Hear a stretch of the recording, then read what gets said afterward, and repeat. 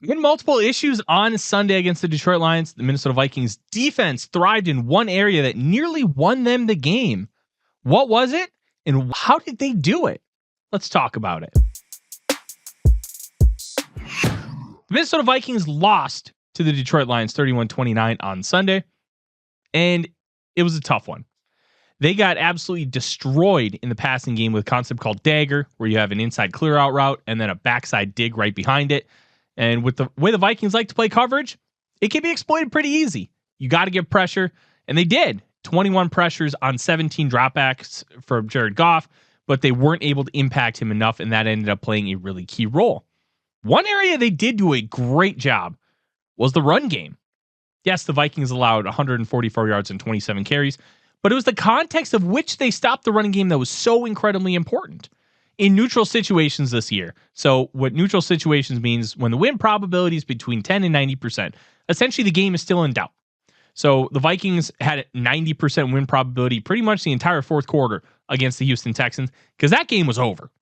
It's just, the 000s just hadn't appeared on the scoreboard yet. So you want to look at the neutral situations when game script is still in doubt because teams play significantly different than when it's not. So the Lions going into that game had a 54.6% success rate and 0.203 EPA per play on run plays, both first in the NFL by a country mile. The Vikings were so good against the run when they played the Lions. They held them to a negative 0.396 EPA per play and a 26.9% success rate. 18th and 20th in the league out of 24 teams that have played a football game through Sunday. The Vikings stifled this run game. And they did it in a really impressive way. Good tackling, good gap discipline. They made the Lions beat them through the air, which when you look at some of the advanced metrics, they were 13th in EPA per drop back at 0.107 going into the game. So when you kind of take a look at some of the advanced numbers, makes a lot of sense.